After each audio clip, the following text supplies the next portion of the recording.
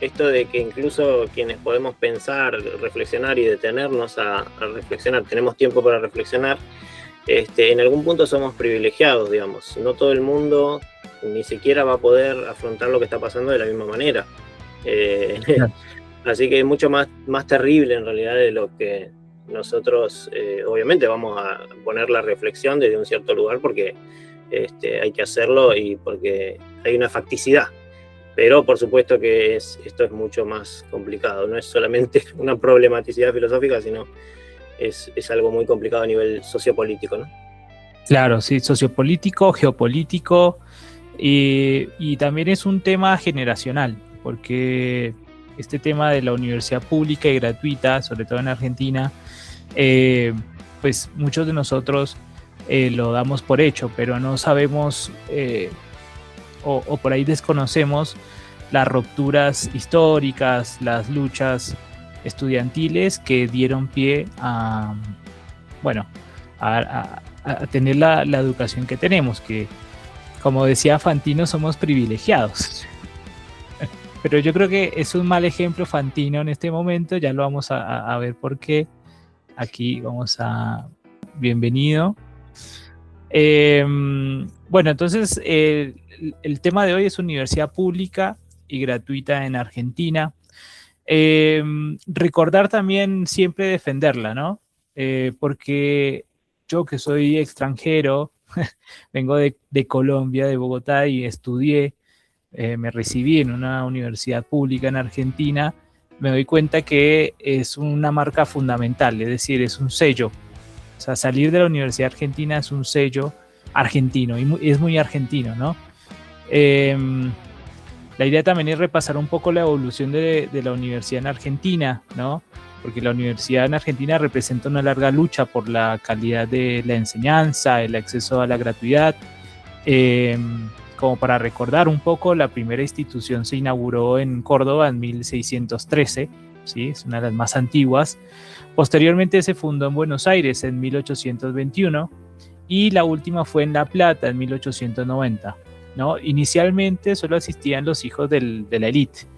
A partir de la sanción de la ley de 1420 en 1884, no sé si la conocen, es conocida como la Ley de Educación Común, Gratuita y Obligatoria, se produjo un aumento en la matrícula de la escuela primaria, que permitió la expansión generalizada de la educación secundaria.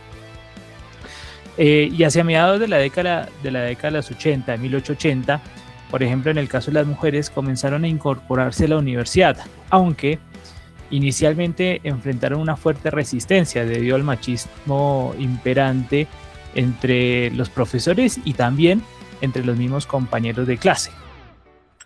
Pero repasando un poco también, durante la presidencia de Hipólito Yrigoyen, quien lideraba en ese momento el Partido Radical, ¿sí? Un radicalismo con fuertes aspiraciones sociales, la clase media comenzó a demandar el ingreso de sus hijos a la educación superior hacia 1916. En aquel entonces la universidad estaba limitada por barreras de clase y económicas, además de contar con programas de estudio obsoletos. Estos cuestionamientos pues impulsaron a diversas facultades a hacer o proyectar cambios estructurales en el sistema universitario argentino. Este conflicto estalló en Córdoba, ¿no? Tras el cierre, y fíjense de este detalle, porque es un detalle que las grandes revoluciones pareciera que empiezan por cosas muy pequeñas, ¿no? Este conflicto estalló en Córdoba tras el cierre de un comedor y un dormitorio estudiantil, lo que derivó a una de las revueltas estudiantiles más trascendentales y más importantes en 1918. El movimiento culminó con la publicación del manifiesto Liminar el 21 de junio de 1918. Y les traje unos pedacitos porque creo que hoy es necesario, en el marco de hablar de la universidad pública, refrescar un poco cuál es el sentido propio de este manifiesto, ¿no? ¿Y qué tipo de manifiesto deberíamos hacer hoy?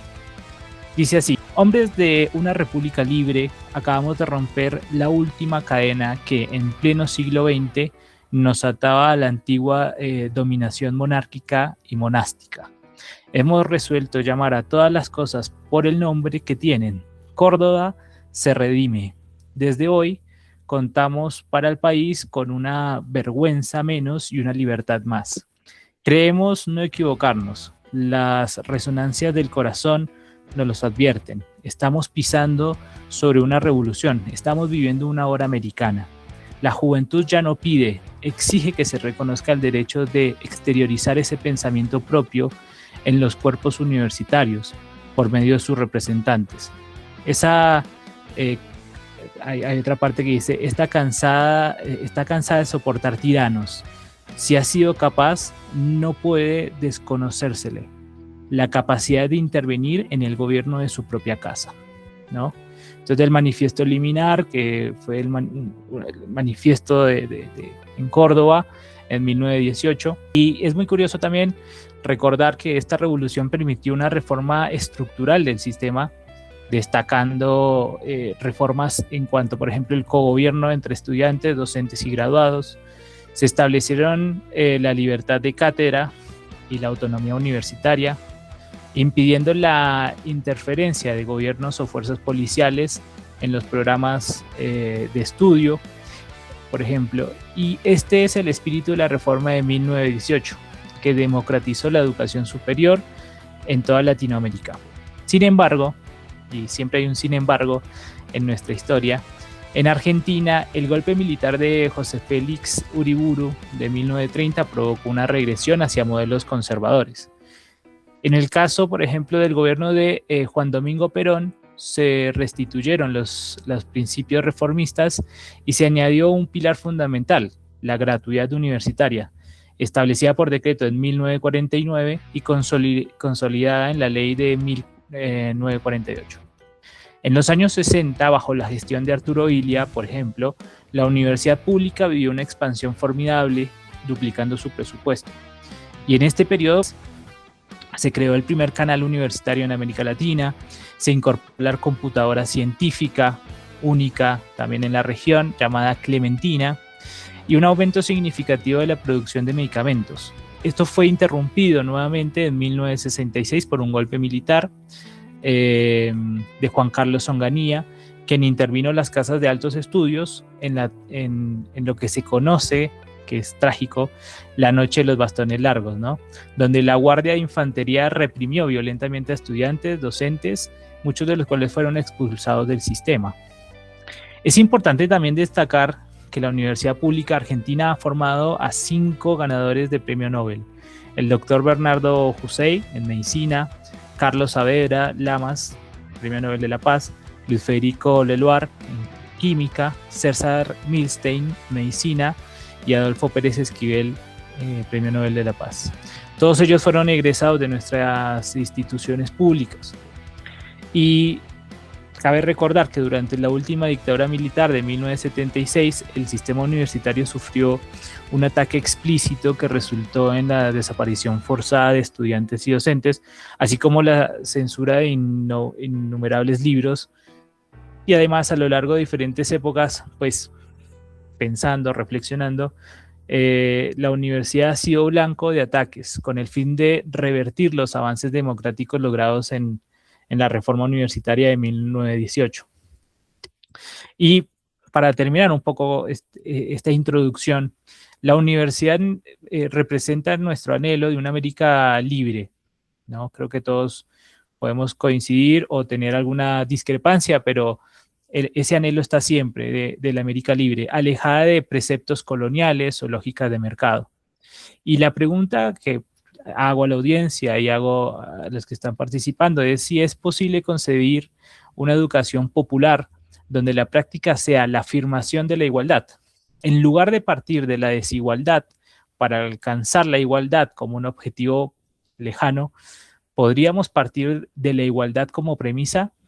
Yo esta pregunta me la hice leyendo un poco a Simón Rodríguez. Simón Rodríguez, el que no lo conoce, fue el maestro de Simón Bolívar y uno de los grandes pedagogos y filósofos y pensadores de América Latina en ese tiempo. En Sociedades Americanas, un libro que escribió en 1828, sostenía la necesidad de preparar a los ciudadanos sin distinciones, integrando saberes sociales, corporales, técnicos y científicos. Y pues hoy el imperativo de reinventar, ¿no? Hay un imperativo de reinventar la reforma universitaria, porque de lo contrario fallaremos en nuestra responsabilidad histórica. Hoy tenemos una responsabilidad histórica, la marcha fue uno de esos momentos clave de esta responsabilidad, porque la educación genera un sentido de comunidad y donde se convergen interacciones subjetivas para definir qué mundo queremos habitar. Educarnos no es un acto aislado, requiere de un otro, y la educación pública permite en la sociedad que la sociedad cuente con médicos, docentes, abogados, ingenieros, según la necesidad de ese tejido comunitario, y no solo por las demandas del mercado, que es uno de los argumentos hoy muy en boga. Dado que la comunidad conoce lo que requiere para vivir dignamente, la inversión del Estado en educación resulta inalienable. Eso como una pequeña introducción sobre el tema de hoy, ¿no? No sé ustedes qué piensan sobre este tema. Sí. Es decir, la educación es un derecho que no se puede quitar, no se puede destruir de un plumazo, y mucho menos de una ley o un decreto. Y la financiación universitaria, hoy, ¿cuál es el problema número uno? Pues, ¿cuáles son los principales argumentos en contra, ¿no? Que las universidades no son auditadas correctamente o simplemente no tienen auditoría, ¿sí? Que las universidades, los que estudian en universidad son privilegiados y no para todos, que cada uno debería tener o pagar, nadie debería pagar por los estudios de otro porque salen los impuestos. Mati. Sí, en principio son todos, en realidad muchas trabas, son limitantes que la verdad que lo único que hacen es evitar que un derecho se cumpla, ¿no? La universalización de un derecho es algo que a las élites no les interesa, todo lo que no cuadra dentro de los intereses, como decías, las lógicas del mercado y todo eso no me rinde, no me genera ni rendimiento, supuestamente no genera rendimiento. Creo que la educación es algo que a nivel mundial ha dado cuenta de que es una de las cosas que mayores rendimientos genera, términos sociales, tecnológicos, de soberanía, de intelectualidad, de bienestar general, sí. Pero bueno, los intereses detrás de eso, de generar todas esas dificultades, que le ponen diferentes aristas, ¿no? Que por supuesto, ¿no? Que si esto, que si aquello, pero en realidad es como que hay prioridades que un Estado, ¿no? Que se digne de trabajar como tal, debe tomar en cuenta para que lo más importante de la sociedad aflore, no al revés. Claro, sí. No, y también, pues ahí mencionabas algo importante, y es que por ahí los argumentos, como dice en la introducción, ¿no? Siempre las dictaduras militares hay un intento de revertir esta reforma universitaria del 18, y en los argumentos aparece algo que después nos vas a comentar, pero aparece también retóricas similares, de hecho retóricas muy, digamos, antisubversivas. Samu. Sí, yo creo que haces una muy buena pregunta cuando decís si habría que partir de la igualdad. Me parece que hay que pensar quizá qué es un punto de partida, qué es un punto de llegada, qué es un puente entre las dos cosas, porque hay algunas cosas que parece que habría que poner en cuestión, pero están bastante resueltas en realidad. No habría que poner en cuestión, digamos, no habría que cuestionarse si la educación sí o no, digamos. Eso es obvio que la educación sí, es obvio que es necesario para el progreso en los estados del primer mundo lo demuestran todo el tiempo, Voy a citar algunos ejemplos, pero hay muchísimos más, por supuesto, y no solamente de Europa, pero bueno, Alemania, Italia, Francia, Islandia, etcétera, Finlandia, bla, bla. Y por supuesto tenemos otros ejemplos en otras locaciones. Pero el tema es, ¿por qué estamos poniendo digamos, en debate cosas que ya deberían, digamos, tomarse como puntos de llegada, digamos, consensos sobre los cuales no deberíamos retroceder, ¿no? Entonces ahí voy a decir algo en relación a Adolfo Carpio, de acá Argentina, que tiene su manual, ¿no? Los chicos lo conocen, y también Gastón, querido, te mando un saludo. Y Adolfo Carpio, bueno, tendrá muchas formas de pensar de él, que algunas no vamos a compartir, pero sí hace el favor de mostrar que algunos pensamientos son como fundamento de otros, ¿no? Es decir, cuando hablamos de un axioma, estamos hablando de un, digamos, piso casi que no se puede cavar por debajo de él. Y lo mismo un fundamento. Entonces, si decimos la igualdad como fundamento, no se debe fundamentar, digamos, podemos pensarlo así, no se debe fundamentar porque caemos en el trilema de Nietzschhausen, o sea, porque si no es como el problema del fundamento último de la moral.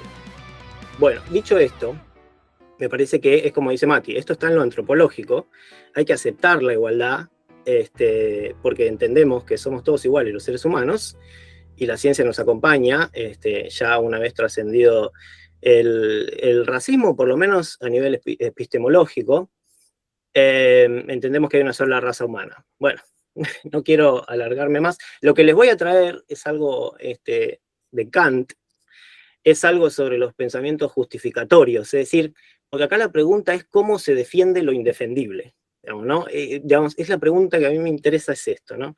Entonces, cuando algo está mal, como decía Capusotto, ¿no? Si alguien te quiere cagar, vamos a decirlo así, no te lo va a decir.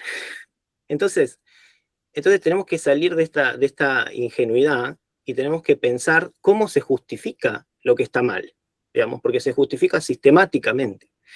Es decir, voy a tratar de persuadirles de la mano de Kant de que hay algunas cosas que se justifican porque están mal, y no es ahí, digamos, que la mente se queda como quieta, sino que la mente empieza, dice Kant, con una verborragia a justificar cosas que, por supuesto, no sobreviven el imperativo categórico kantiano.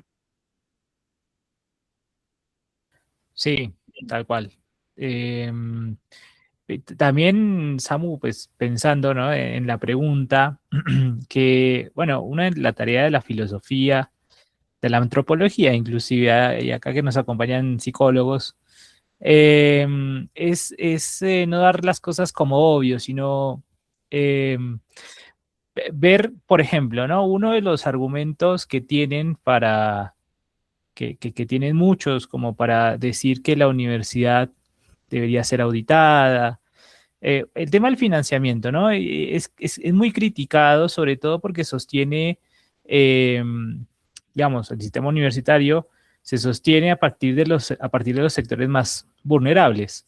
Es decir, los sectores más vulnerables terminan subsidiando la educación superior de las clases medias y altas a través de impuestos directos como el IVA, por ejemplo, ¿sí? Entonces, para alguien que no está dentro del marco o no está familiarizado con la universidad pública, pues le parece muy ajeno esta problemática, y además le parece injusto que con sus impuestos tenga que financiar a otros, ¿no? Pero una de las preguntas es, ¿por qué es necesario dejar de pensar en esa atomicidad que tiene la sociedad contemporánea capitalista, y más pensar en una sociedad más comunitaria, es decir, más pensando en el otro, más pensando en que el que se está formando, estas personas que pagan su IVA, que pagan impuestos, están ayudando para formar filósofos, médicos, ingenieros, abogados y todo lo que una sociedad necesita. Porque el día de mañana esta persona que paga impuestos va a necesitar de algún médico, ¿sí? Va a llevar a sus hijos a la escuela, donde va a haber un filósofo o va a haber un pedagogo que Y ahí es donde se necesita la educación pública. Pero ¿cómo haces para que estas personas vean el tamaño del problema, que no es un problema ajeno solamente y exclusivamente a la universidad, ¿no? Facu, querido. Bueno, estaba pensando dos cosas. Un poco lo que está en línea con lo que estaba diciendo vos. Estaba pensando esta cuestión del sujeto de derecho de la universidad. ¿Quién es el sujeto de derecho? En definitiva, para pensar un poco esta relación entre privilegios y derechos, que en realidad es como una discusión, me parece que hay de fondo ahí, ¿no? Que algunos consideran que, no sé, ir a la universidad pública parece que es un privilegio y no un derecho, pero si entendemos que el sujeto de derecho es más allá de los individuos que podemos ir, que vamos a la universidad, en línea, en este sentido así comunitario, en definitiva también el sujeto de derecho es la comunidad. Digo, si vos tenés gente que va a una universidad pública y se forma, digo, vas a tener una sociedad mejor. Digo, es algo que me cuesta que me cuesta discutirlo incluso, ¿no? Es como, me parece que, por lo menos, esto es una cuestión personal en este sentido, digamos que me parece que ahora, bajo este gobierno, ni siquiera se considera eso, porque gobiernos, entre comillas, de derecha, entendían, era como un consenso, me parece a mí, como un consenso que la universidad pública, en definitiva, formaba profesionales que iban a formar parte de tu partido, economistas, ¿no? Quizás uno más de derecha, otro más de izquierda, pero había un consenso ahí, en ese sentido, en que el sujeto de derecho iba a ser la comunidad, ¿no? Después está la discusión, en definitiva, ¿no?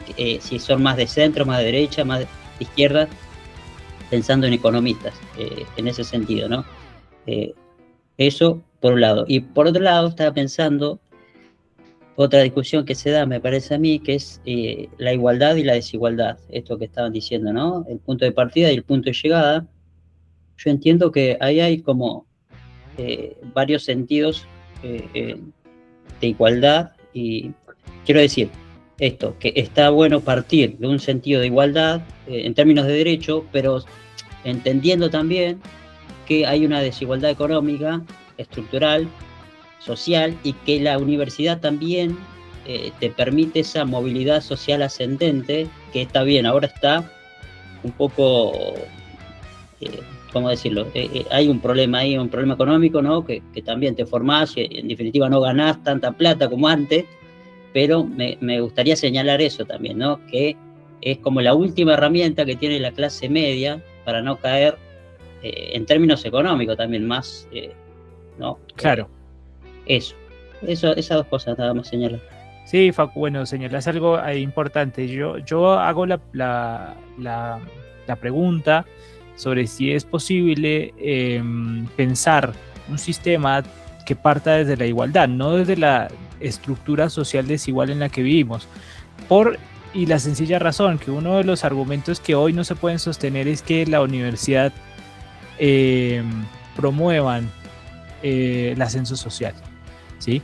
Porque es que si nosotros pensamos, y esto un poco trayendo a Simón Rodríguez lo que hizo fue construir escuela a partir desde un fundamento crucial, que es la igualdad. Es decir, una escuela donde en una sociedad de castas recibiera al pardo, al moreno, al esclavo, al negro, al indio, y pudieran formarse. Hoy nos toca repensar ese sistema, porque ya tener un título universitario no condice que vas a tener un mejor trabajo. De hecho, muchos están hoy trabajando en aplicaciones con títulos de maestría, doctorado, porque no llegan a fin de mes, que es el drama que hoy estamos sosteniendo. Entonces, el tema de que la universidad nos sostiene que hay una movilidad social, hoy se cae. Hoy la gente no cree en eso. Hoy con una persona con una cámara hace un video de YouTube y monetiza. Entonces, habría que repensar si es más bien que la universidad pueda albergar tanto al hijo del pobre, al pobre mismo, como al hijo del rico, porque la universidad es para todos. Entonces, y que pueda generar esa comunidad, ese crisol de diversidad que es América Latina, Argentina y nuestra patria grande, ¿no? Dami, te dejo la posta. A ver, nuestro querido psicólogo de la UBA. ¿Qué tal? ¿Cómo andan? ¿Todo bien? Bueno, antes que nada, buenas tardes a todos. Y creo que, bueno, esta temática de lo que estamos hablando, de la politicidad dentro de las universidades públicas, creo que hay que basarnos en la génesis, ¿no?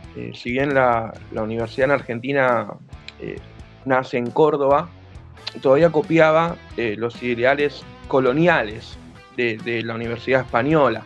La Universidad Española como la de Salamanca, la de Málaga, que estaban dominadas por la corona, con fuerte participación del Estado de la corona, y todos los profesionales que salían eran, digamos, al servicio de la corona.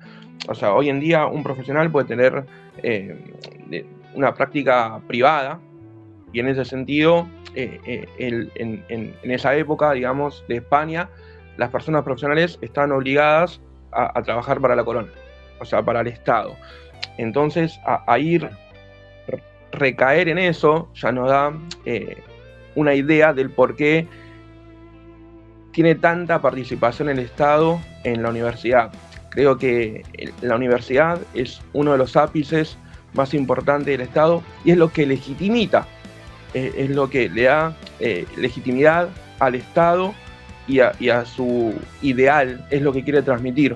Obviamente que después eso existió un desarrollo ideal de revolucionario, de ideas liberales, que bueno, obviamente trajo todo el desarrollo tecnológico, todo el desarrollo social, todas las nuevas políticas. Si bien las primeras políticas socialistas, de Irigoyen, radicales, de raíz, estaban muy atribuidas a la educación, a la igualdad, justamente en el sentido educativo de toda la sociedad, creo que eso después fue mutando y hoy en día hay muchas nuevas ideas. Y en el sentido participativo económico del Estado actual, va muy ligado esta discusión a lo que el Estado hoy en día, poniéndolo como sinónimos, si bien no son sinónimos, pero bueno, más o menos acercándolo, de lo que quiere transmitir es esta nueva idea, quizás más liberal, es un neo capitalismo, quizás se considera más ideas de pagar un bono, va más atribuido a lo económico, perdiendo la idea del conocer, del lado educacional, y va más lo económico sobre lo educacional. Y por otro lado, en el sentido de igualdad, creo que uno de los ejercicios donde se considera al ciudadano igual para todos es en el de derecho. Creo que la ley es uno de los ámbitos donde todos somos iguales, y mismo está la frase todos somos iguales bajo la ley.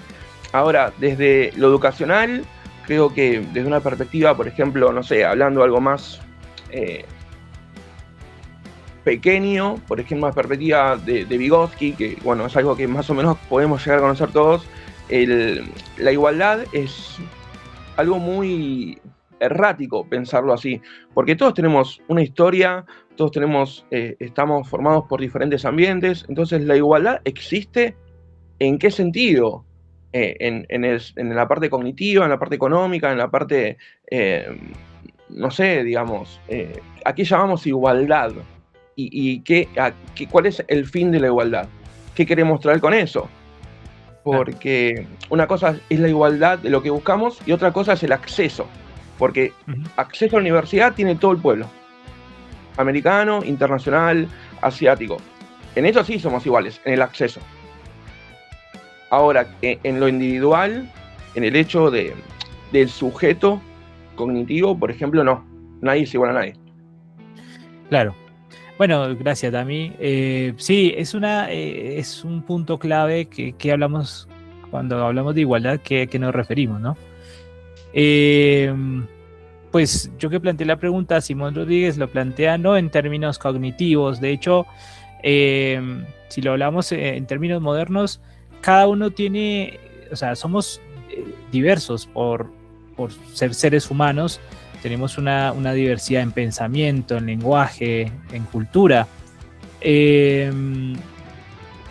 Pero eso no implica, aquello no implica esa diversidad que podamos partir del mismo lugar. Es decir, por ejemplo, ¿no? Un laburante que tiene que estar de 8 a 8 ahora, hoy, y sumarle que tiene que hacer Uber después, y tiene que terminar su carrera, ¿no?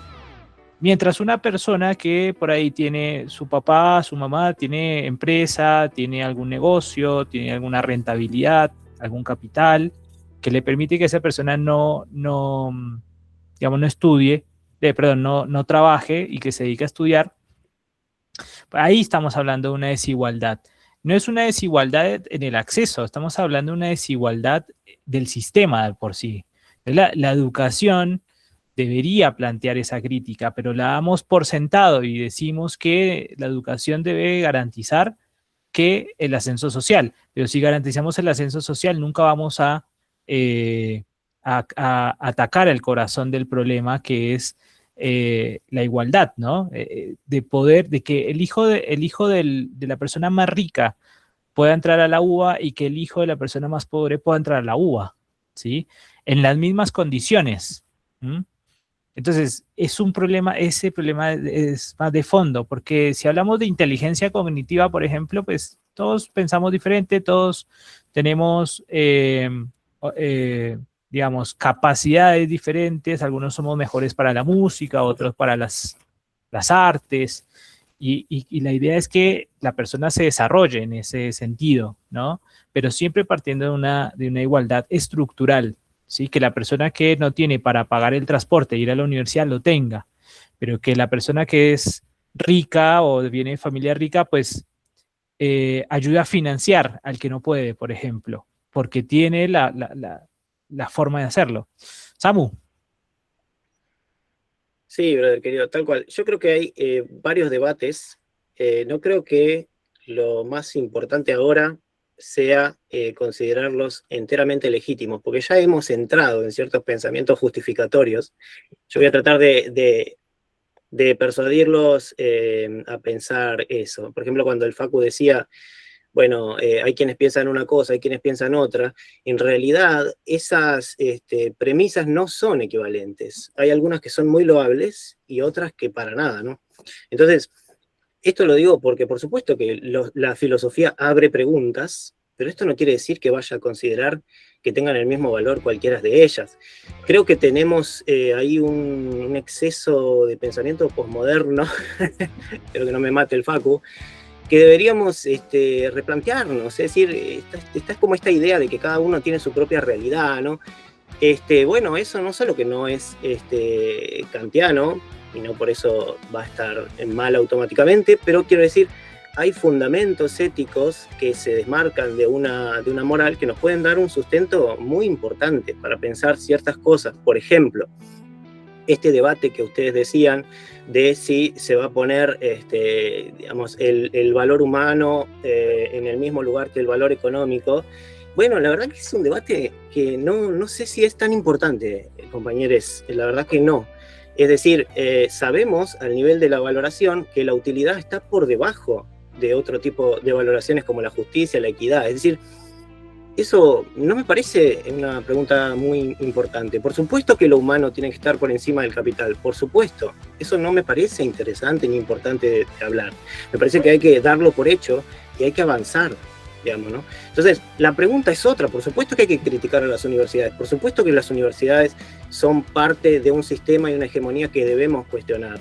Por supuesto que una cosa es el punto de partida y otra cosa es la restricción en el acceso, pero también hay restricción en el acceso, camaradas.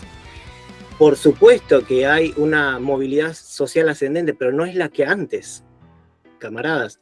Entonces, por supuesto que tenemos que matizar el análisis y hacer análisis más finos, pero tenemos que trascender ciertos obstáculos que nos están dejando en debates que la verdad que son de mala calidad. No es si universidad pública sí o no. La universidad pública tiene que estar.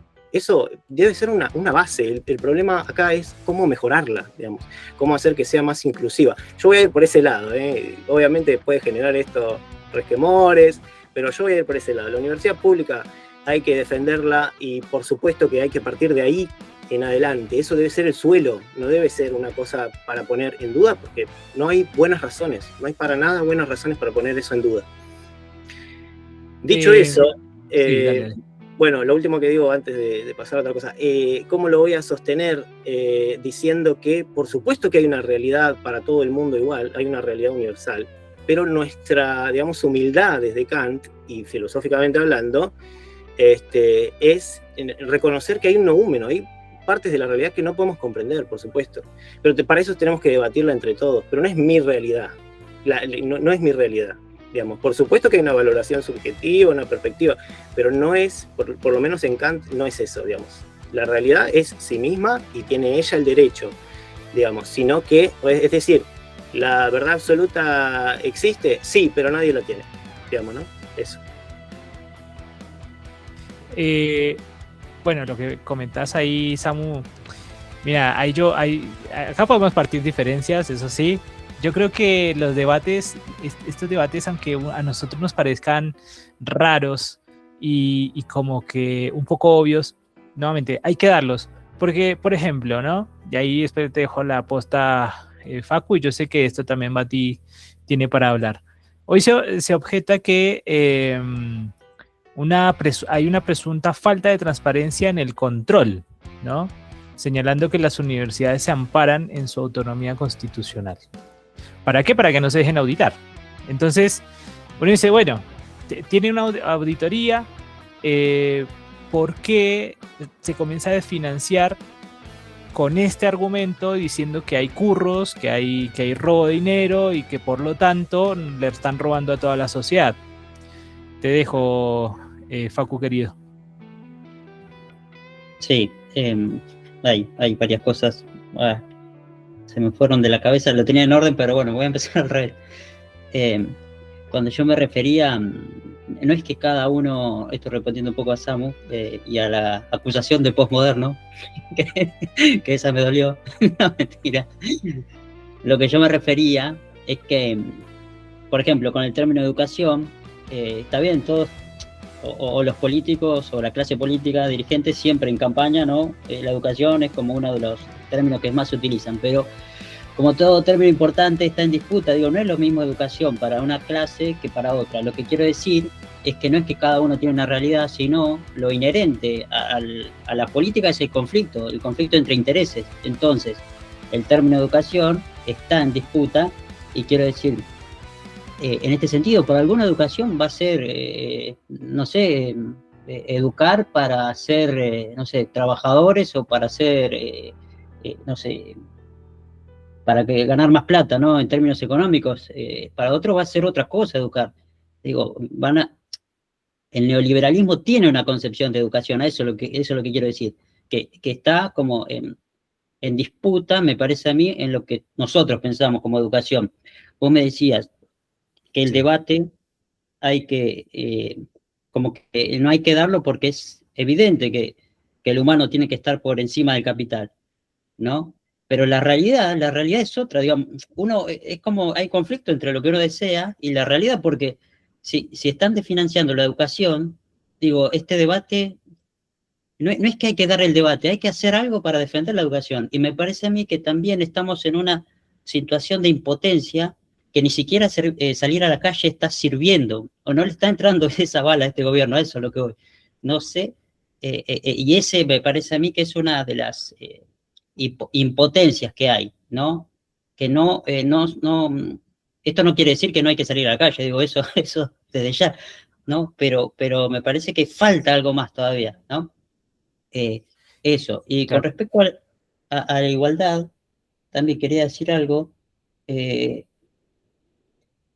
Sí, bueno, nada, citar a Aristóteles también y en su crítica a la democracia que a veces decimos igualdad y en distintos sentidos, ¿no? Bueno, es más o menos lo que estaban diciendo, ¿no? Como están diciendo, ¿no? Que ahí sí, cada uno tiene su historia, ¿no? Su biografía, que ahí sí, claro, el tema, a esto creo que voy, es cómo tratar lo heterogéneo, ¿no? En una universidad que promueve que vengan todos, ¿no? Cómo tratar con la misma igualdad, ¿no? Esa heterogeneidad, cómo relacionarnos ahí. Me parece que también se da como, que es bastante conflictivo, en definitiva. Sí. Uno lo ve, qué sé yo, en una clase, personalmente digo, ¿no? En una escuela secundaria, ve esa diferencia y es un desafío. Pero Eso bueno, es. Sí, sí. sí, tal cual, Facu. De hecho, volviendo a lo último que mencionaste, Simón Rodríguez en Chuquisaca intentó hacer esta idea de escuela, ¿sí? Pero tuvo muchísimos problemas con el clero, con el mismísimo José Antonio Sucre, José Antonio Sucre, Sucre, ay, no me acuerdo, José Sucre, me olvidé. Tuvo muchos problemas digamos, con las autoridades del momento, porque cómo se te ocurría poner a un mantuano, por ejemplo, o a un criollo de élite terrateniente con un indio quechua, ¿sí? Además, ¿cómo hacer de que, porque una de las premisas de Simón Rodríguez era que la educación también debería fomentar el trabajo, porque si fomentamos el trabajo en las tierras, vamos a tener, digamos, oportunidad de que los mismos americanos usen su propia tierra. Entonces colocaba a personas, por ejemplo, a mantuanos, gente, digamos, criolla muy terrateniente, a hacer sillas. Entonces era impensado en esa época. Entonces, ¿qué hacían los padres? Los sacaban porque les parecía insensato que se ensuciaran las manos. Yo creo que hoy nos pasa algo parecido, pero tiene que ver con el capital cultural en el cual nos estamos manejando y la sociedad atomizada. Cada uno va por su lado y no piensa en lo común. Y acá le dejo la posta a Mati porque va a saber sobre este tema. Y es que, pues, uno de los debates que se dan es la falta de transparencia y control, ¿no? Sabemos que con el tema de la transparencia y el control, el Estado Nacional no debe tener injerencia en las universidades públicas. Sí, el Congreso. Te dejo, Mati. Muy bien. Primero vale rescatar una cuestión que es siempre importante, ¿no? En estos debates que hablaban, ¿no? Que si estas cuestiones, ¿no? Y las discusiones que se dan. Me parece que lo importante, si se escucha bien, ¿no? Lo importante es tener claro que todo se puede discutir, ¿sí? Todo puede entrar en discusión, pero otra cosa es lo que se disputa. Son términos totalmente distintos. ¿Sí? Una cosa es que se disputa, che, ¿qué comemos? Y otra cosa es que te quieran disputar si te dan de comer o no, o si vas a comer o no. ¿Sí? Ahí coincido con Facu también, que ahí, bueno, se toman otras medidas. Ya no sé si el logos ayuda tanto, obviamente, para dar criterio, dar relevancia, y es esto que estamos haciendo claramente, ¿no? Es súper útil para dar una estructura, ¿sí? Y rebatir estas cosas que ponen en discusión que no son discutibles, en realidad. Que en realidad no están discutiendo, sino que están poniendo algo en disputa. Y bueno, yo lo que voy a hacer, voy a retomar, vamos a llegar a ese punto que marcás, pero vamos a hacer un viajecito antes, voy a retomar un poco lo que tomaste, pero desde otras aristas y Dale. por otros caminos más sutiles, o por otros, en definitiva. Bueno, es un breve abordaje, ¿no? Un rastreo sobre el contexto del ideario y sobre todo identidad del conglomerado que constituye nuestra universidad. Porque como bien comentaba el compañero recién, que no me acuerdo, Santiago puede ser, que comentaba que Demian. rastreaba, Demian, que rastreaba esto un poco, obviamente, de Europa, España, ¿no? De dónde viene, ¿no? Un poco el carácter de la universidad, que es replicada en la Universidad de Córdoba, ¿no? Pero interesante, porque lo importante acá es siempre partir de un pensamiento situado. Así que muy lindo lo de Europa, pero lo de acá tiene un contexto, tiene una ebullición propia, tiene un agente, no un agente, sino gentes propias y particulares, ¿sí? Que van a estructurarse según el contexto, ¿no? Según su ambiente. Vamos a ver que la naturaleza algo que tiene que ver siempre. Bueno, la reforma universitaria de 1918 podemos entenderla como el planteo de un nuevo horizonte, ¿sí? Producto del movimiento y consecuente estallido proveniente de la juventud estudiantil e intelectual de las universidades. Estudiantes que, no es dato menor, representa a la población trabajadora inmigrante, ¿sí? Que algunos supieron llamar chusma inmigratoria, que dentro de su ideario y espíritu contenía los principios de los movimientos anarquistas, ¿sí? Europeos. No eran ningunos pichis los que están, ¿sí? Toda esta corriente social, ¿sí? Se contraponía a las concepciones sociales y de país que sostenía la llamada generación del 80, ¿sí? Título que se refiere a un grupo de escritores e intelectuales de Argentina que se destacaron en las últimas décadas del siglo XIX y las primeras del XX, y por extensión se refiere también a la élite gobernante de la República Argentina durante el periodo de la República Conservadora, que se extendió entre 1880 y 1916, ¿sí? Una generación que, como bien menciona José Pablo Feynman, toma el positivismo como filosofía, ya que esta se basa en el análisis de las cosas tal cual como están, es decir, reniegan del movimiento de la historia y por lo tanto niegan la posibilidad de cambio, ¿sí? Conservadores, esto se mantiene así, vos te mantenés trabajando para mí, yo me enriquezco, vivo la vida. Bueno, eso es un poco la postura. Nosotros pensamos, ustedes obedecen, ¿no? Algunos nacieron Capitalismo. para... Exactamente. Algunos, y retórica filosófica también, algunos nacen para obedecer y otros para mandar, diría Aristóteles, palabras más, palabras menos. Pero bueno, estamos en Latinoamérica, nos vamos a ubicar acá. A ver si nos ubicamos un poquito, ¿sí? Vamos a pensarlo desde acá. Bien, ¿no? Es decir, se reniegan al movimiento de la historia y por tanto niegan la posibilidad de cambio, que es lo que propone esta juventud, ¿no? Que es universitaria, sí, que viene educándose de allá, pero de otras estructuras, pero lo que plantea la universidad en definitiva es el conocimiento y el desarrollo del conocimiento.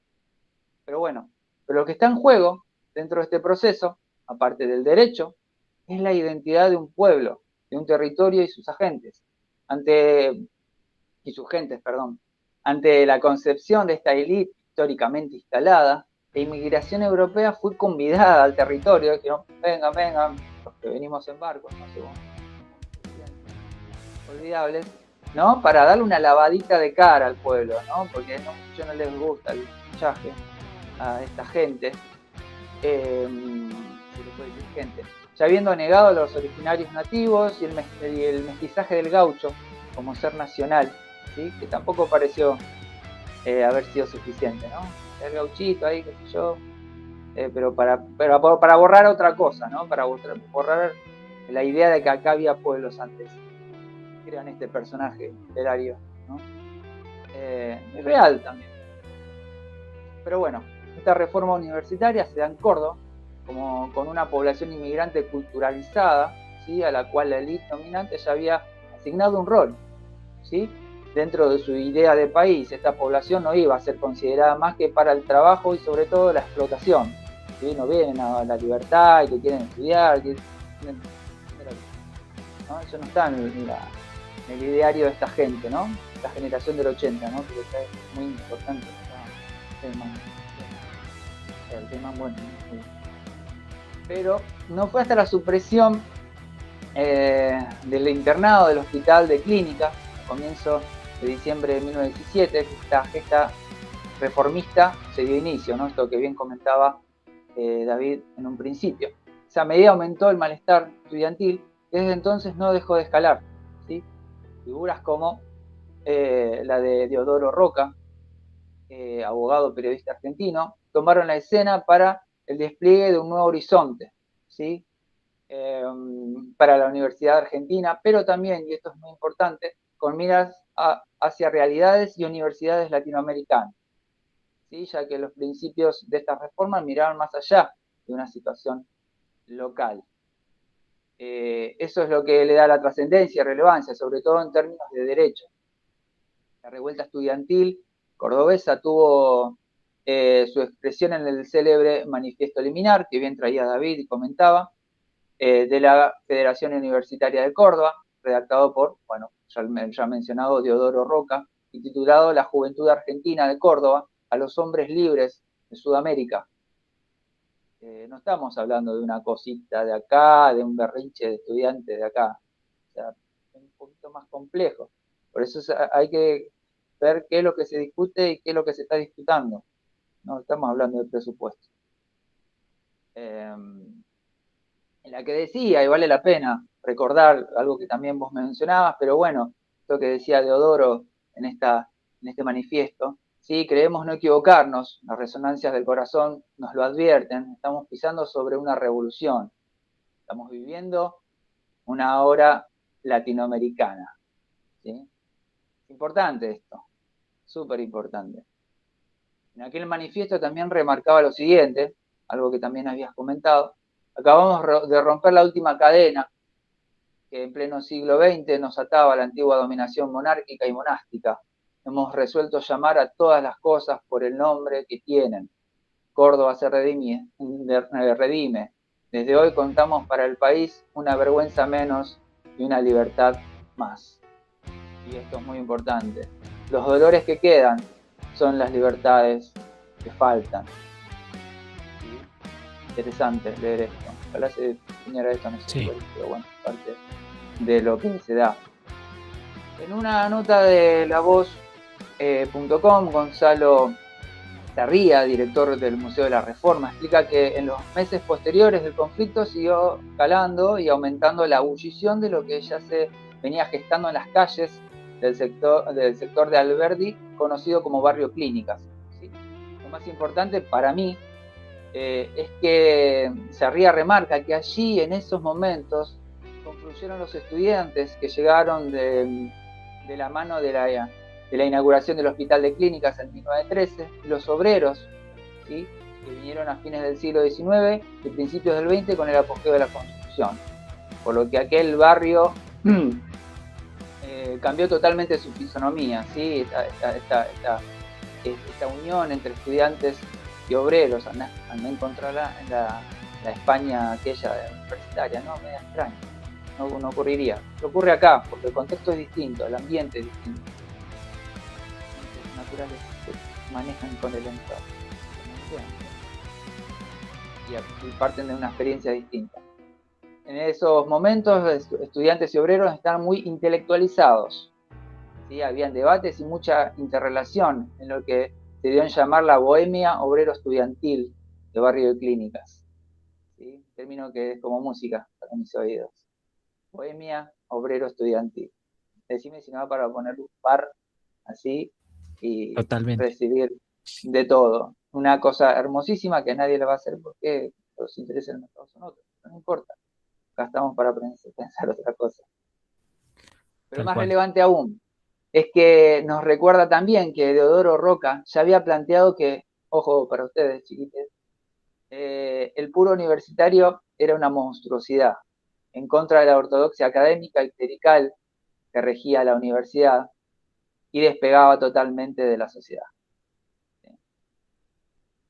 Ahora bien, habiendo dado un pantallazo de esta génesis tan maravillosa como necesaria de la Universidad Popular, me voy a centrar en algunos puntos de los principios fundamentales de la reforma universitaria para dar cuenta de este ADN, de esta identidad que la sitúa en un contexto, ¿sí?, en un ambiente y en el que adquiere relevancia propia de un sentido, ¿sí?, que va a ser la extensión universitaria, por eso si quieres las nombro, la autonomía universitaria, el cogobierno, la extensión universitaria, el acceso por concursos y periodicidad de las cátedras, libertad de cátedra, cátedra paralela, cátedra libre, gratuidad y acceso masivo, ¿sí?, vinculación de docencia e investigación, inserción en la sociedad y rol de la universidad, solidaridad latinoamericana e internacional, unidad obrero-estudiantil. Estos son algunos de los 10 puntos principales, ¿sí?, de los principios de la reforma, ¿sí? Bien. Con el principio de extensión universitaria, yo me voy a centrar en algunos más, Con el principio de extensión universitaria se pretende extender la presencia de la universidad en la sociedad y relacionarla íntimamente con el pueblo. Eso debería estar en la puerta de la universidad y la gente la debería recordar todo el tiempo. Y que la sociedad también sepa, cuando están los universitarios, están ahí y van a estar para el pueblo, no están ahí para después subirse al 0 kilómetro que tienen estacionado en el estacionamiento, valga la redundancia, e irse a su departamento Tesla. Claro, exactamente, no es la idea de la universidad. Por eso es importante lo que se discute, lo que se pone en discusión y lo que realmente nos están disputando. ¿Sí? Por eso es interesante recorrer este camino para dar cuenta del ADN, de esta identidad, mejor dicho, si se quiere. Yo pongo ADN porque me gusta ponerlo en esos aspectos, pero sí, en esta identidad que tiene la Universidad Pública Argentina y su extensión a Latinoamérica. ¿Sí? Ahí, Mati, te hago un paréntesis. No, me recortás. Porque tocas un tema y es sobre lo que te preguntaba, la transparencia y control. Pareciera que hay un ataque directo al cogobierno y a la, digamos, a la autonomía universitaria, queriendo la CIGEN, que es la entidad ejecutiva del Poder Ejecutivo. Y ahí ya voy a llegar. Bien. Ahí ya voy a llegar. En cualquier momento. Bueno, sí, es decir, en definitiva, esto que decíamos recién, dedicarse plenamente a llevar los conocimientos universitarios a la sociedad, así como a incorporar la sociedad a la dinámica universitaria. Es un mundo hermoso, no sé por qué no se da. Quizás porque estamos debatiendo, estamos discutiendo una ley que ya está y que no se está cumpliendo, pero bueno.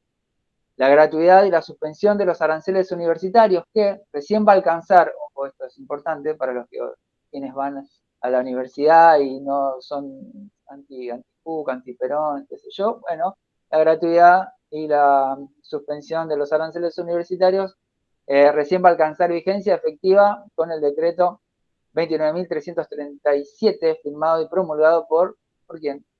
Que suene la marcha, por Juan Domingo Perón, en honor a Eve, que no está, pero seguramente va a aplaudir este momento. Así que bueno, es importante enseñarle a los chicos que entran a la universidad, loco, ustedes vienen acá, ¿saben por qué?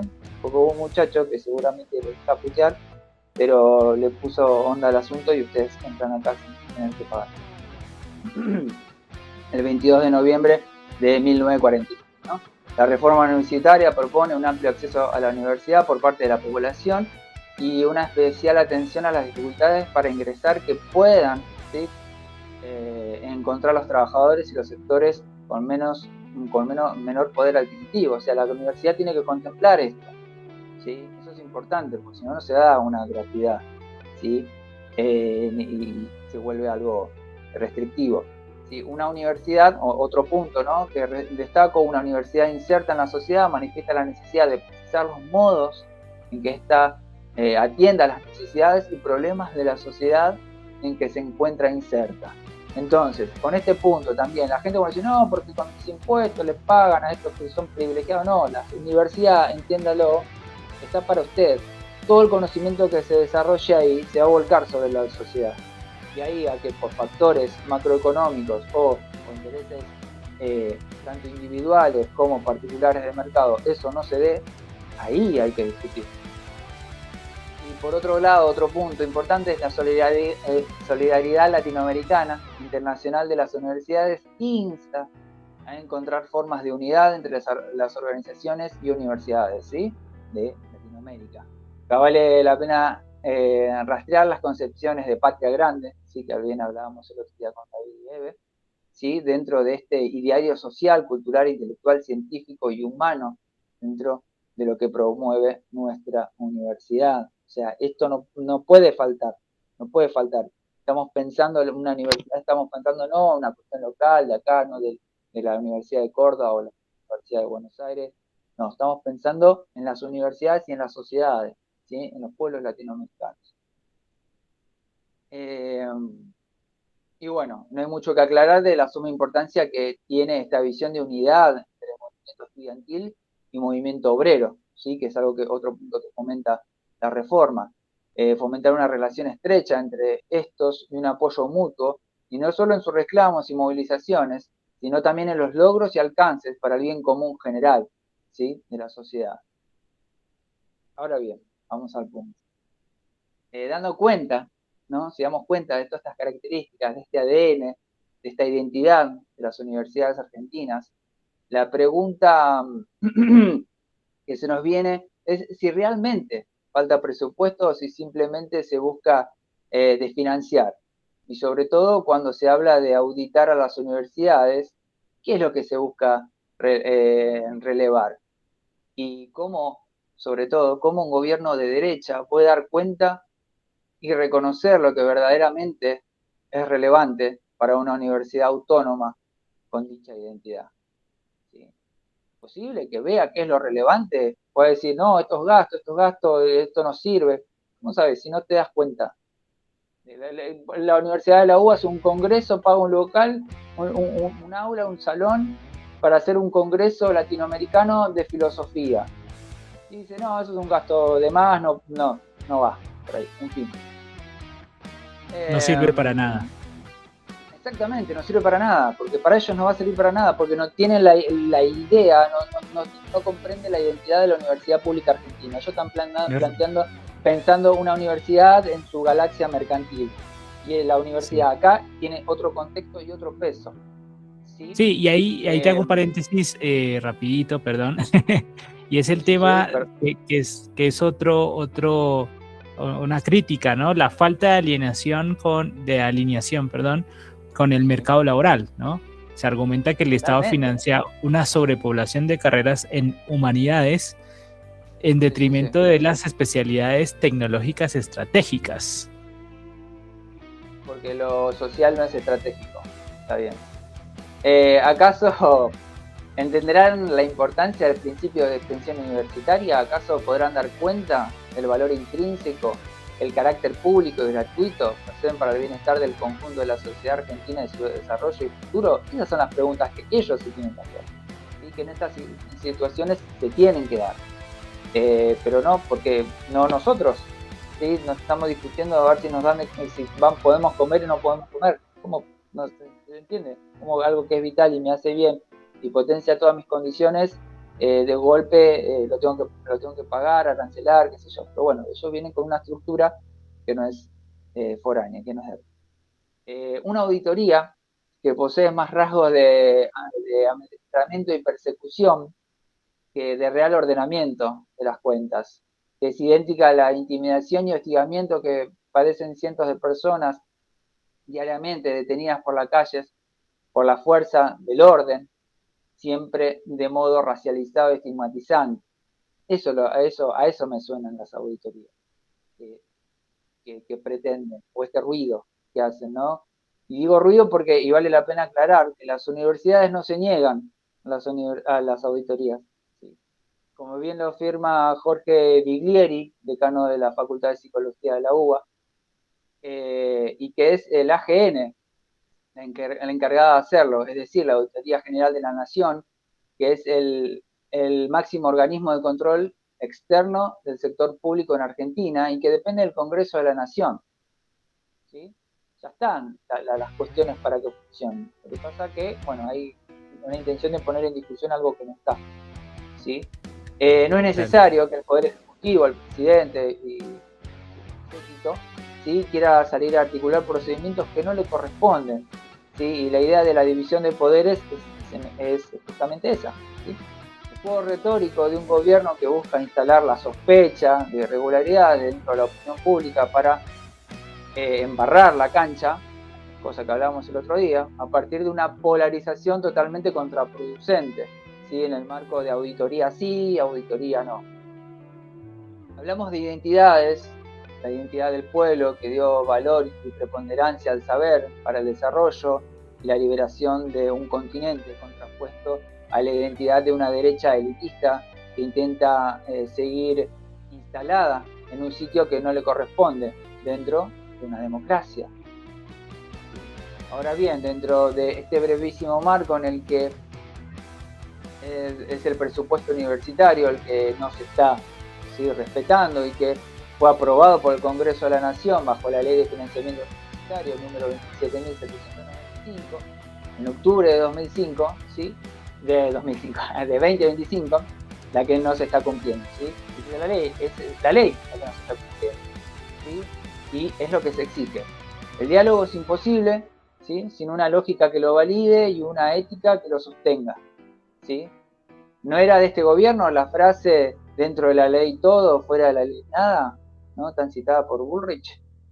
Pero ¿saben qué? Es una frase de Perón. Con la diferencia que del segundo podemos asumir la coherencia del discurso y del otro, un discurso solo como un medio para someter a los demás sin caer dentro del mismo criterio. Las universidades y un pueblo entero resisten ante quienes se creen por fuera de la ley y que ni soportan ningún tipo de auditoría. Espectacular, Mati, espectacular, porque no solamente Lo sé, para eso me mencionas trajeron. no solamente mencionas el punto principal sobre el tema de las auditorías, que lo que se busca más bien es un control político de las universidades, dentro de las universidades, como se logró en diferentes dictaduras militares, ¿no? Podríamos decir que es una nueva versión de los bastones largos, pero Claro, sí, no diría asfixiando económicamente. sí, no diría control político porque ya bastante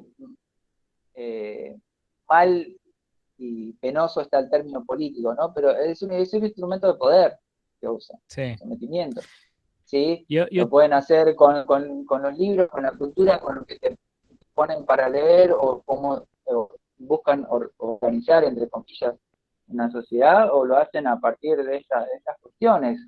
Qué bueno que salió la situación esta, ¿no? Donde hablamos de si es discutible esto y no es discutible, y digo y me pongo del lado que no es discutible, porque en realidad lo que está sucediendo es una cuestión de disputa, ¿sí? Y hay que entender eso para después discutamos y después, mejor dicho, lo vamos a hacer después es discutir cómo vamos a encarar esta situación, ¿sí? claro. Primero aceptamos que no es una discusión que nos corresponde, sino que se lo imponen para embarrar la cancha, para generar ciertas, ¿cómo que se dice esto? Ideas que no hacen más que eso, dividir una opinión pública que no entiende, ¿sí? En la universidad de México también, la idea, no, che, hay que preguntarme eso.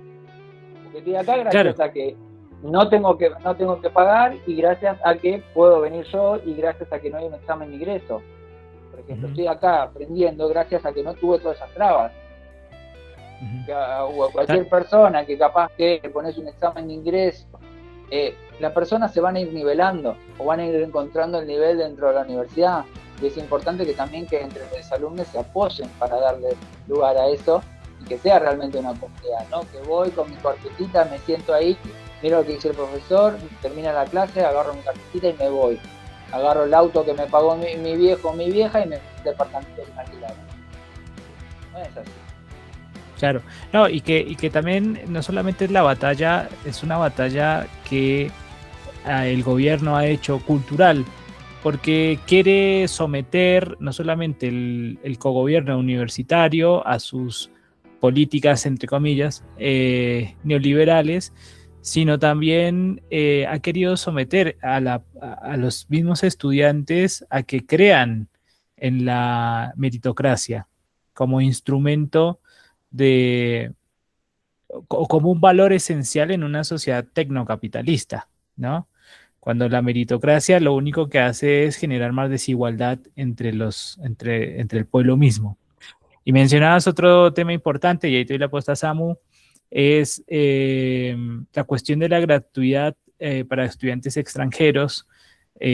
Siempre los extranjeros fuimos un problema para muchos gobiernos de este tipo, y no es nada casual de que ahora sea un problema, ¿no?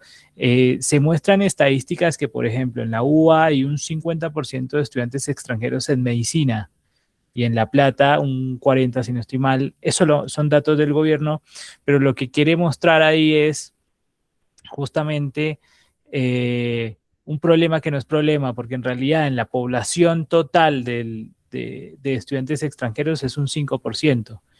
y que aportamos, tributamos, vivimos igual que otro, digamos, ciudadano argentino, ¿no? Samu, te doy Sí, porque, la posta. perdón, y sí, porque en realidad no hay Sí. problema ahí, y me corro, y porque es una universidad pensada en términos latinoamericanos. ¿Qué problema va a haber? ¿Qué más rico que haya interculturalidad? ¿Qué más beneficioso que eso? ¿Qué más rico para la humanidad que sea así, para un territorio? Porque, El problema lo claro, ponen ellos en donde no hay. Ese es el tema. claro, porque quieren una sociedad colonializada. Entonces, es mucho más fácil también echar algunas culpas a los extranjeros, ¿no? Samu, querido. Pero voy a tratar de ser muy breve. Voy a aprender un poco lo que me están comentando acá, entonces vamos a abrir un poco la discusión, aunque la verdad que en algunos puntos no habría que hacerlo.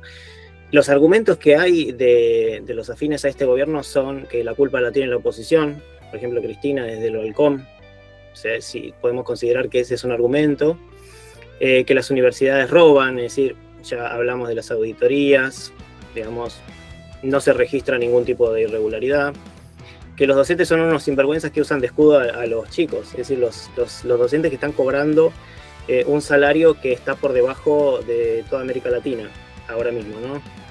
Entonces, digamos, son argumentos que no merecen demasiado análisis. Los que están estudiando en UBA son 50% extranjeros, falso, pero eso, digamos, no hay más que formarse y listo. Los estudiantes fuman marihuana. Bueno, entonces, no, para mí son argumentos esos, y la verdad que no son argumentos válidos, no merecen mucho la pena. Entonces, ¿qué son? Son argumentos justificatorios, digamos. No es justicia, sino es justificación. ¿Y por qué tienen que estar ahí esos argumentos justificatorios? Porque se quiere hacer algo que es injusto y de alguna manera hay que justificarlo. Kant decía, cuando procede una injusticia, la mente humana, como es finita, por supuesto, empieza con una serie de divagaciones justificatorias. Vamos a poner un ejemplo. Supongan que yo soy un abogado, entonces me quieren coimar, me quieren hacer una coima y me dicen, mira, Samuel, vos hacete el boludo con esto y te vamos a dar 100.000 pesos. Entonces al principio yo digo, no voy a seguir siendo fiel al juramento hipocrático, hasta que me dicen, no, bueno, Samuel, pero esto tiene otro cero. Bueno, empieza a aumentar la temperatura, me dicen, pero mira que esto, ponemos los ceros que vos quieras. Y ahí ya Samuel dice, bueno, si no lo hago soy un boludo, si no lo hago yo lo hace otro, igual mi familia también necesita, yo nunca hice algo mal en mi vida. Entonces, esto que empieza es el pensamiento justificatorio, que es de lo que habla Kant, bajo Kant lo dice como dialéctica natural. Esto está en la fundamentación de la metafísica de las costumbres. Es muy interesante, porque en realidad, si no, lo que tenemos por imperativo categórico es muy simple. Hay que cumplir la ley. ¿Eso por qué pasa el imperativo categórico? Es muy simple, porque si vos no cumplís la ley, es decir, vamos a explicar para todo el mundo el imperativo categórico, por supuesto que es importante, David querido, por supuesto. Y además para algo estamos aquí también. Entonces, podríamos resumirlo en no hagas algo que no puedas querer que todo el mundo actúe de la misma manera, ¿no? Entonces, ¿qué pasa? Si nosotros queremos, nos parece bien que un gobierno incumpla la ley, judicialice una ley, que no solo es loable, pero no cabe ninguna duda, sino que ya superó las instancias de debate válido al respecto, ¿no? Entonces, si nosotros queremos que un gobierno incumpla esa ley, entonces tenemos que querer al mismo tiempo que cualquier gobierno incumpla la ley, cualquiera de ellas que sea, nos perjudique o no. Entonces, es una demencia, no tiene sentido. Con lo cual, hay que cumplir la ley, no hay más que agregar ahí. Entonces, ¿de qué deberíamos estar debatiendo, brother querido? Y con esto cierro. Bueno, de otras cosas. Por ejemplo, inteligencias artificiales en las universidades. Por ejemplo, presencialidad o no, registros sobre la pandemia. Por ejemplo, extensión de las carreras universitarias, si tienen que ser más cortas, para que se puedan, digamos, encuadrar en los esquemas de trabajo. ¿Qué son los esquemas de trabajo? Porque no todo trabajo es bajo los esquemas que habíamos pensado en el siglo pasado. Todas estas cosas y muchas más, si podemos usar videojuegos, audiovisuales en las universidades, porque no es cierto que lo lúdico baja el nivel de abstracción, sino en general se empieza a confirmar cada vez más papers de todo lo contrario. Lo lúdico por supuesto que ayuda, lo audiovisual por supuesto que ayuda al conocimiento y a la educación, y las universidades deben tener tecnología apelativa, divertida, etcétera. Entonces, el debate no se trata de si universidades otro debate importante, si son realmente gratuitas las universidades. Cuidado con esa también. Entonces, bueno, esos sí son debates importantes y no estas tonterías que habíamos dicho que en realidad son discursos justificatorios. Así que bueno, habría que hacer otro debate en todo caso. Sí, mencionas, te sumo otra, ¿no? Actúa de tal manera en que el hombre sea un fin y no un medio. Imperativo categórico. Yo creo que también tiene que ver con eso, y sobre todo por otro de los argumentos, digamos, en contra de un cuestionamiento sobre la eficiencia del gasto debido a las bajas tasas de graduación, a la alta deserción temprana y a la permanencia de alumnos crónicos que dilatan la carrera. Y hay un tema importante ahí, es pensarnos justamente como una comunidad, no una sociedad atomizada, individual, cada uno por su lado, la guerra entre todos contra todos, un poco, sálvese quien pueda, sino las personas que están, los que vamos a hacer un cierre, acá hago un paréntesis, hacemos un cierre breve del tránsito de la universidad, un poco que nos cuenten sobre eso, porque la comunidad ayuda de cierta manera. Si no fuera por Samu, yo no estaría ya graduado, por ejemplo. Yo le debo a Samuel esas charlas, esos cafés. Cuando no tenía plata, él me invitaba, y cuando no tenía plata, yo le invitaba, y ese café como que te renovaba y seguía uno. Son esas pequeñas cosas. Una charla con el Facu en una clase de nociología me dio ánimo para continuar y presentar un examen final. Entonces se hace una red comunitaria. Pero también lo que se te había ocurrido, pero bueno. Dale. Bueno. Se hace una red comunitaria de ayudas y de alguien que te da la mano para que uno salga adelante en su carrera en este mecanismo desigual de la sociedad que vivimos hoy por hoy, ¿no? Si en ese momento Samu no me hubiera dado ese café, yo capaz no hubiera ido o no hubiera terminado la clase. Y entonces, a contrario de lo que se piensa hoy, la presencia del Estado es importante y es indiscutible para que la mano no se la dé el compañero, sino se la dé el propio Estado, garantizando que se pueda ir a pagar el transporte, garantizando si no hay para comer, algo para comer, garantizando el acceso a los libros, garantizando esas cuestiones que un laburante por ahí que va con su mochila de delivery, sudoroso y trabajando todo el día, por ahí no puede sostener después la universidad.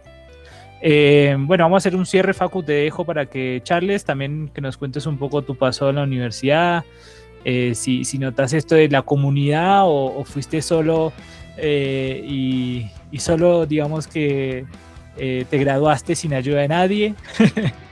Que lo dudo, pero bueno, contanos un poco. Bueno, primero quiero decir un par de cositas breves, muy breves de todo lo que dijeron. Me parece como interesante cuando lo que contaba Mati, ¿no? Cuando se une movimiento estudiantil, movimiento obrero, pasan cosas interesantes, en definitiva, eso. Y sobre eso me gustaría citar una película que se llama La clase obrera va al paraíso, una película italiana, para que la vean si no la vieron, está muy interesante en ese sentido. Y bueno, no, voy a ir a la experiencia personal, porque quería decir un poco de la dialéctica natural, pero no, me voy a ir a recomendar más películas. Pero sí quiero decir otra cosa antes de mi experiencia. La cuestión de la disputa y la discusión. Me parece que hay una relación entre política, en términos de disputa, y filosofía en términos de discusión. Y el que señala eso muy bien ha sido Platón, me parece, cuando dice que tiene que coincidir las dos cosas para transformar la realidad. Eso nomás, entre paréntesis, ¿no? La política y la filosofía, la sabiduría y el poder debe coincidir para que los males de la sociedad sean erradicado. Bueno, A todas estas, Facu, ahí me hiciste el pie para dar, para hacer una pequeña cuña ahí publicitaria. El bueno, próximo tema va a ser ese bueno, justamente, en el caso de Colombia, como listo, un filósofo sí. como Iván Cepeda viene a candidato presidencial y muy Ujú, probablemente gane las elecciones, esperemos. Entonces, ¿cómo se une filosofía, política y ética? Es perfecto. el próximo tema. Están Soy, invitados. soy filósofo. Buenísimo. Ese no me lo pierdo, ese sí, vengo de una. No, y ya contando un poco la experiencia, yo particularmente digo, estudié filosofía no porque quería ser profesor, en definitiva me gustaban los temas, y cuando me quise acordar ya estaba con las materias pedagógicas, pero es cierto, yo igual sí soy como bastante solitario en mi vida, digamos así, no me gusta mucho una cuestión ya de la característica personal, bastante tímido en algún punto, ¿no? Entonces me iba de las clases enseguida, pero ahí aparecía Samu, Mati también, en los recreos, y por ahí hicimos más comunidad ahí, me parece a mí, como las charlas fuera de las clases, ¿no? Cómo te quedaba alguna idea colgando, me acuerdo antigua y medieval, como una materia bastante pesada, con mucha carga horaria, ¿viste? Entonces algún tema quedaba ahí colgando, que bueno, eso una materia muy ambiciosa, ¿no? Abarca mucho tiempo, ¿no? Mucho desarrollo histórico, entonces te quedan cosas dando vuelta, porque me parece que es bastante difícil, pero no, y la última etapa de residencia, digo, si no tenés una pareja pedagógica, porque por lo general se hace de a dos, ¿no? La residencia con una compañera o compañero, que en mi caso particular, Menos casi nos Samuel. casi nos matamos con mi compañero, después nos quedamos amigos, digo, cómo esas experiencias te van formando en definitiva, y después es imposible pensar el paso por la universidad de manera individual, no atomizada, no, para mí es imposible concebir una universidad así, sin tener el apoyo, porque si no, termina siendo como expulsiva en algún punto, ¿no? Si no tenés como la ayuda de tus compañeros, digo, ¿qué vieron, no? Esto que te comente, que se arme grupo de WhatsApp, que te digan qué es lo que se vio, qué es lo que no se vio, que te inviten, ¿no? A un café, algo, ¿no?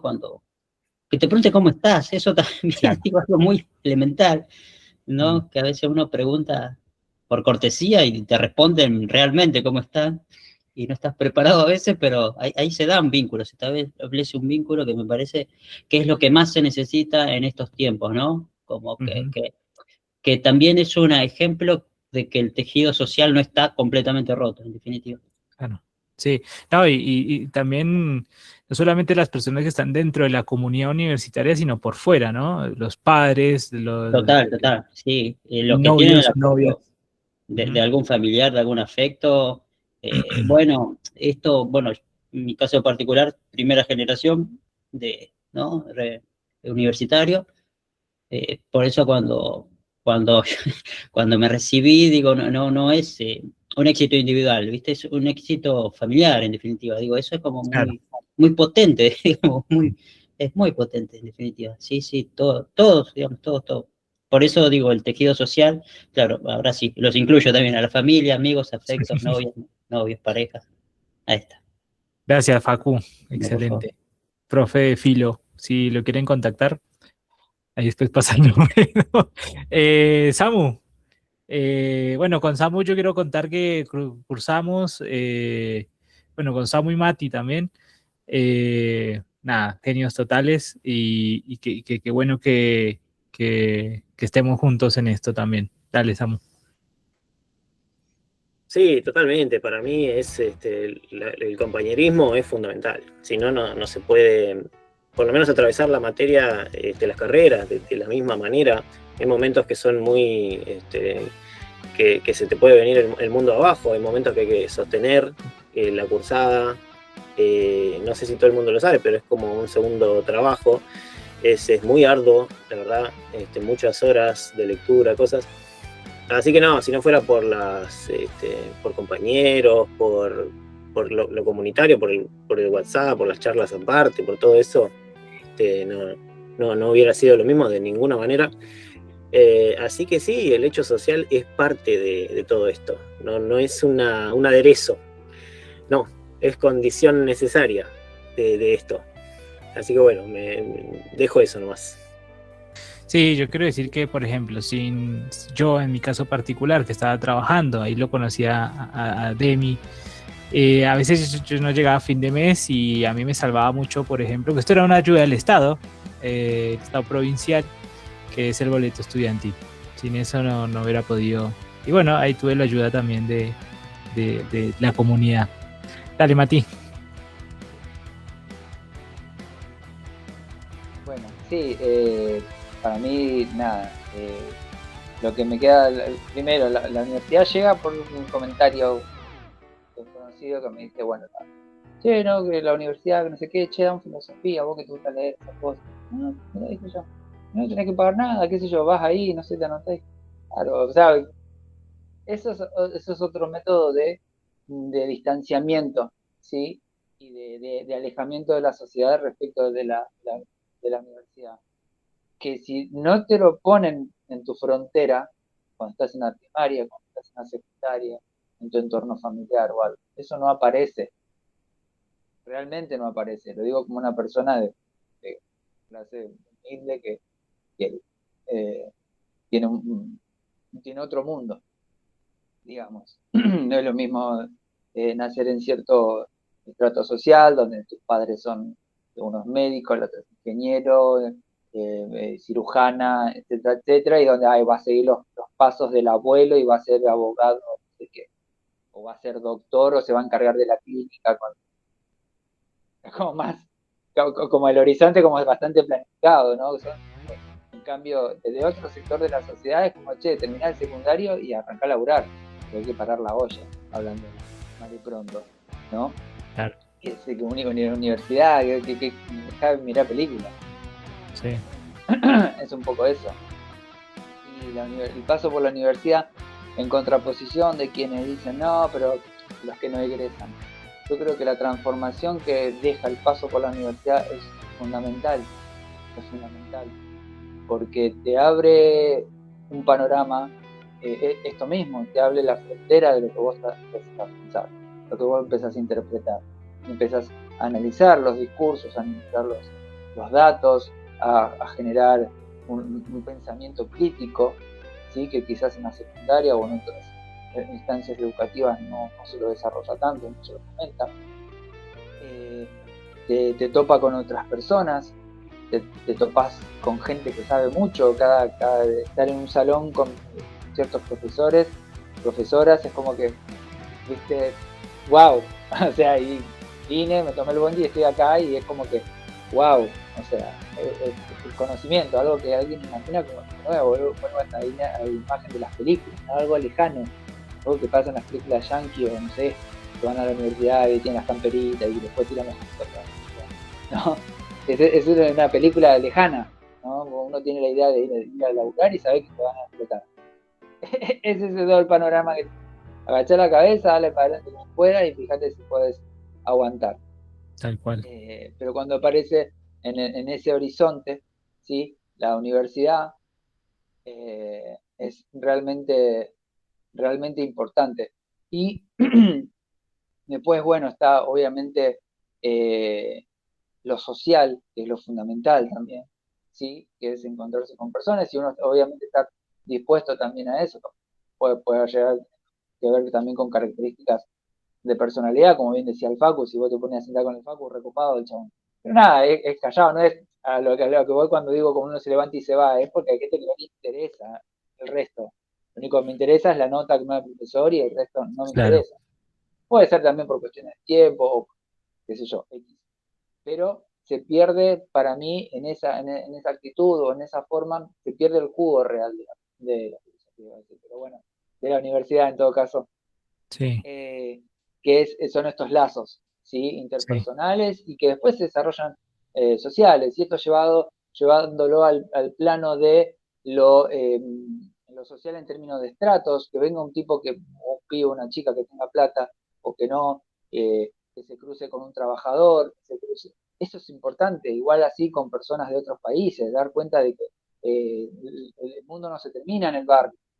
Viste que el barrio está bueno, qué sé yo, pero cambiar y ampliar la perspectiva, porque ahí es donde empezás a entender cómo funciona todo de otra manera, ¿sí?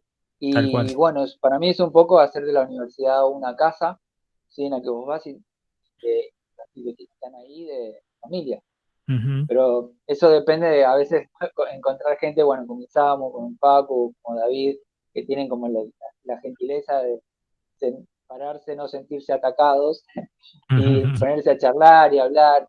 Y eso también es una labor social, ¿sí? Es un ejercicio, ponerte a hablar con alguien que quizás no conoces, pero hablar de algún tema, lo que sea, porque obviamente Ujú. la clase no termina cuando el profesor cierra, borra el pizarrón.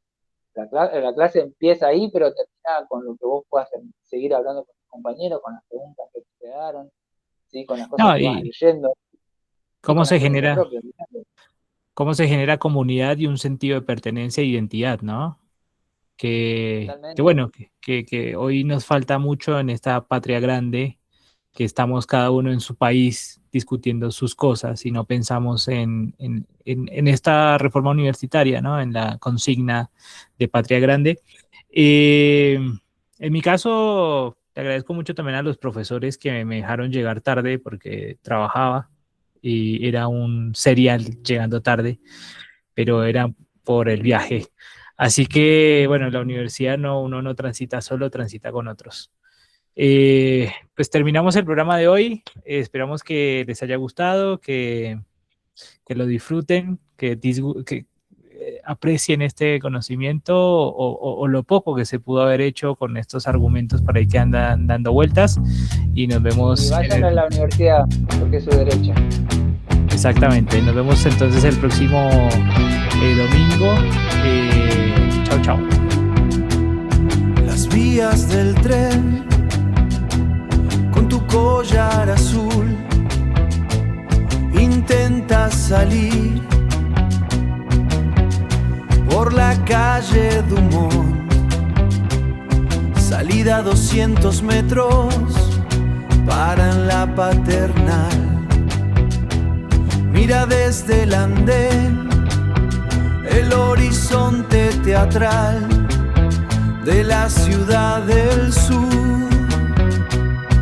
Luego, la ciudad de los muertos, en Chacarita pasas, hombre encadenado por un tumor fatal. Miras por la ventana con la nariz destapada y cubrís tu boca para no oler el borde de la fatalidad.